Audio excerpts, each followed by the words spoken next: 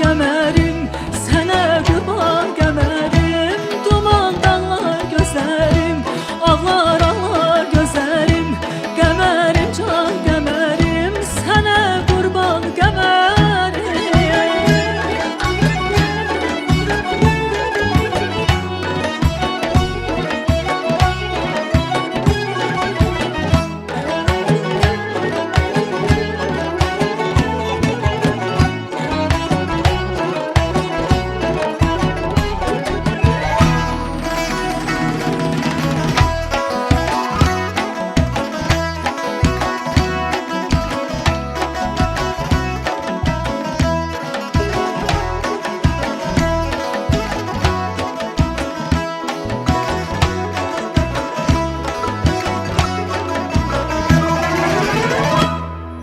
Həsrətindən bir xoş gülü dərib mən, yaralı könlümə məlhəm eylərəm.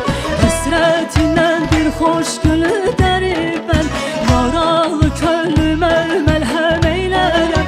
Boylanaram yollara, yol uzun ömür qısa, səni arayıb gəzib, baxmayıb batan yasa. Duman dağlar gözlərim, ağlar ağlar gözlərim. Qəmərim can qəmərim, sənə qurban qəmərim. Duman dağlar gözlərim, ağlar ağlar gözlərim. Qəmərim can qəmərim, sənə qurban qəmərim.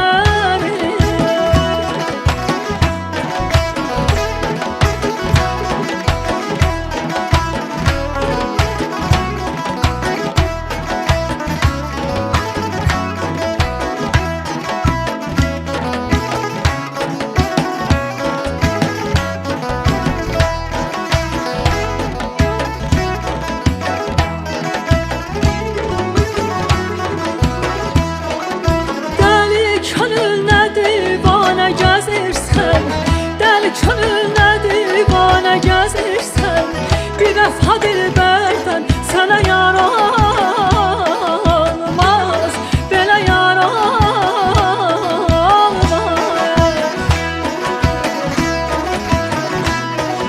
Düz çıxmaz ilqarın əhdi peymanı, düz çıxmaz ilqarın əhdi peymanı.